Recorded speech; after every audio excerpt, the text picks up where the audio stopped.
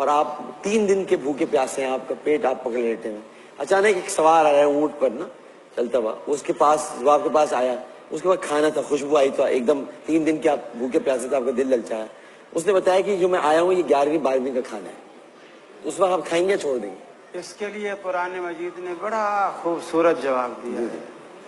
میرا خیال ہے اللہ کو تو چونکہ پتہ تھا نا کہ ڈاکٹر عامر لیاقت صاحب بول پہ یہ سوال کریں گے, اللہ نے پہلے ہی اس کا جواب دیا. جی فرمایا فَمَنِ اضْطُرَّ غَيْرَ بَاغٍ وَلَا عَادٍ فَلَا إِثْمَ عَلَيْهِ. جو شخص بھوک کے ہاتھوں مجبور ہو جائے اور جان کے لالے پڑ جائیں تو اس کو حرام کھانے کی اجازت ہے, اتنی کہ اس سے جان اس کی بچ جائے. بغاوت کا ارادہ کس سے ملایا ہے؟ یہ مردار کو دیکھیے آپ نے گفتگو کی, میں خاموش رہا. نہیں حرام کو ملایا. حالانکہ انہوں نے یہ بھی کہا 11ویں قرآن میں ہے, حدیث میں ہے, میں پھر بھی چپ رہا. سن لیتے ہیں نا, قرآن اس سے پہلے مکمل ہے, 11ویں بعد کی چیز ہے, قرآن میں کہاں سے آ گئی؟ سن تو لیں, 11ویں پارے میں آیت ہے, 11ویں پارے میں آیا ہے اور 11ویں پارے میں 11ویں آیت ہے اور 11ویں شریف کی. نہیں تو سن تو لینا, بات تو آپ سنتے نہیں ہے نا, سن تو لیں. میں ہی تو سنتا ہوں, یہاں تو میری آپ سناتے ہیں ہمیں. صرف ایک میں ہوں جو اچھا سن تو لیں, ان کی بات تو سن لیں. آپ نے مردار کو, اور جو ویسے بھی ہر وقت حرام ہے, اس کو کس کھانے سے ملایا ہے جس پر اللہ کا کلام پڑھ دیا گیا ہے؟ اللہ کا کلام پڑھا گیا. دیکھیے ڈاکٹر صاحب, دیکھیے ایک سوال آپ نے مجھ سے جی جی, اب ایک سوال میں آپ سے. جی جی, مرغی کو جب ذبح کرتے ہیں جی کیا پڑھتے ہیں؟ اللہ اکبر, بسم اللہ اللہ, جی صرف اللہ اکبر, بسم اللہ اللہ اکبر پر غلطی ہو گئی بھائی, بسم اللہ اللہ اکبر. جی یہ تکبیر پڑھتے ہیں. جی. ایک شخص حافظ ہے, وہ کہتا ہے تکبیریں تو وہ پڑھے جس کو قرآن نہیں آتا. میرے کو تو سورہ یاسین یاد ہے, سورہ ملک یاد ہے, سورہ مزمل یاد ہے. اب یہ 3-4 صورتیں ساری پڑھتا ہے اور مرغی کو ذبح کرتا ہے. علماء سے جس کو یاسین آتی ہوگی نا اسے بسم اللہ اللہ اکبر بھی یاد آتا ہوگا. یاسین اتنی بڑی یاد کر لی اس نے, بسم اللہ اللہ اکبر. میرا سوال سن نہیں رہے, اس نے سورہ یاسین پڑھی پوری, بسم اللہ اللہ اکبر جو تکبیر ہے وہ نہیں پڑھی.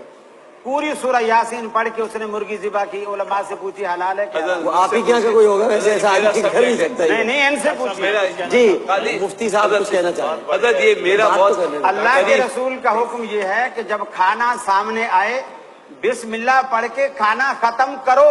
کھانا پہ ختم پڑھو نہیں کرو. تو آپ اس صحرا میں آیا تو اسے بسم اللہ پڑھنا. کھانے پہ ہاتھ رکھ کے کلام پڑھا, صحیح حدیث اللہ میں رب العالمین موجود ہے. بتائیے پیر عبد القادر جیلانی بعد کی چیز ہے, قرآن میں اس کا ذکر کہاں سے آ جائے؟ نہیں قرآن میں لیکن ابھی ایصال ثواب, سن لینا, ایصال ثواب نام ہے اس کا, ان کا بھی سن لیجیے. ہاں بسم اللہ الرحمن الرحیم.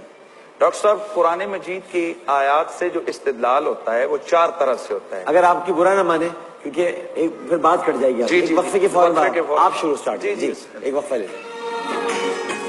بول میں خوش آمدید کہتے ہیں مفتی محمد حنیف قریشی صاحب.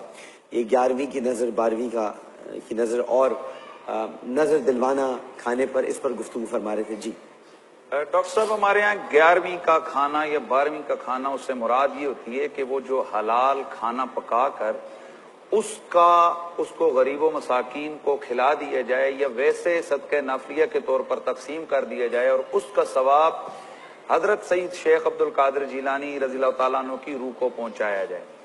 اب یہ ہے 11ویں کا کھانا اور 12ویں کا کھانا. قرآن مجید سے استدلال 4 طرح ہوتا ہے, عبارت النص, اشارت النص, دلالت النص اور اقتضاء النص. یہ اہل علم کو پتہ ہے. یعنی کئی دفعہ تو قرآن کا سیم لفظ موجود ہوتا ہے, جس طرح واقیم الصلاۃ وآتوا الزکوٰۃ. کئی دفعہ لفظ موجود نہیں ہوتا, قرآن اصول دیتا ہے. جیسے اللہ تعالیٰ قرآن مجید میں ارشاد فرماتا ہے کہ کلوا مما ذکر کلوا من طیبات ما رزقناکم. حضور پلیز مہربانی فرمائیں, مہربانی میں نے عرض کیا تھا دوران گفتگو, پلیز. قرآن مجید میں اللہ تعالیٰ واضح طور پر ارشاد فرماتا ہے کہ کلوا من طیبات ما رزقناکم, کھاؤ پاکیزہ چیزوں میں سے جو اللہ نے تمہیں رزق دیا. اب کوئی بندہ یہ کہے کہ قرآن میں دکھاؤ ٹماٹر کہاں لکھے ہیں, گھیا توری کہاں لکھا ہے, تو ہم نہیں دکھا سکتے, ڈیفینیٹلی نہیں دکھا سکتے. لیکن یہ سارا ٹماٹر, آلو, توری, بھنڈی یہ طیبات کے اندر موجود ہے, یعنی اس کا ذکر بھی قرآن میں موجود ہے. اب کوئی کہے یہ قرآن میں نہیں, یہ قرآن کے اس لفظ میں موجود ہے. اسی طرح دلالت النص, اقتضاء النص, یہ بھی اسی طرح استدلال ہوتا ہے. اب یہ ایک سوال کرنا کہ بتاؤ سیم اٹ از, یہ چیز قرآن میں کہاں موجود ہے, یہ میرے خیال میں یا عدم علم ہے یا جس کو کہتے ہیں تجاہل عارفانہ ہے.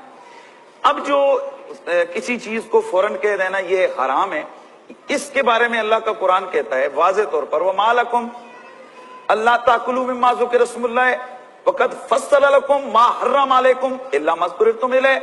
اللہ تعالیٰ سورۃ النعام میں فرماتا ہے اے تمہیں کیا ہوا ہے، تم اس پاکیزہ چیز میں سے نہیں کھاتے ہو جس پر اللہ کا نام لیا گیا ہو، تمہیں کیا ہو گیا ہے؟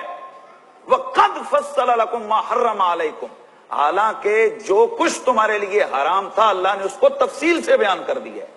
یعنی قرآن و حدیث میں حرام چیزوں کو تفصیل سے بیان کیا گیا ہے. اب وہ حرام چیزوں کیا بیان، لسٹ کیا ہے؟ اللہ تعالیٰ قرآن جی میں فرماتا ہے انما حرم علیکم المیتۃ والدم ولحم الخنزیر وما اہل بہ لغیر اللہ.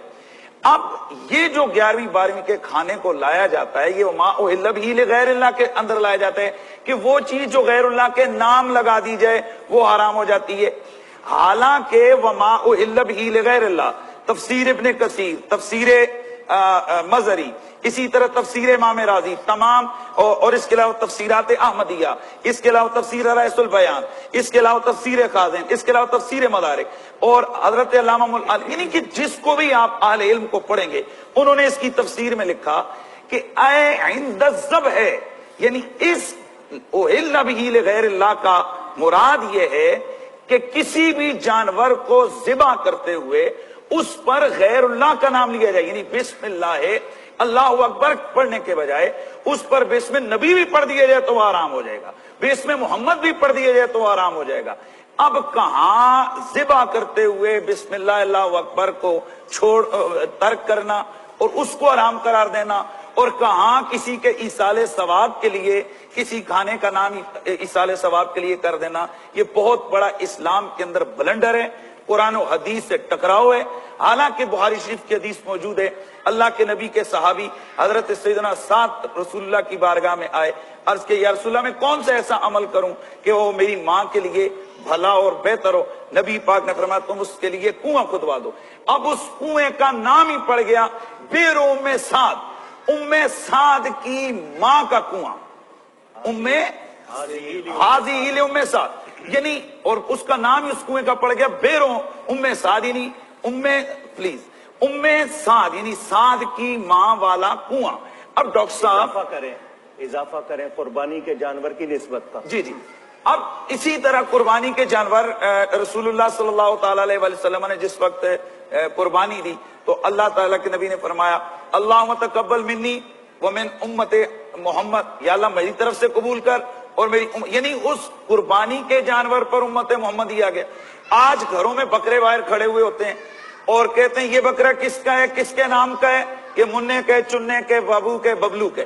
اب یہ نام لگ گیا تو کیا یہ ساری چیزیں حرام ہو گئی؟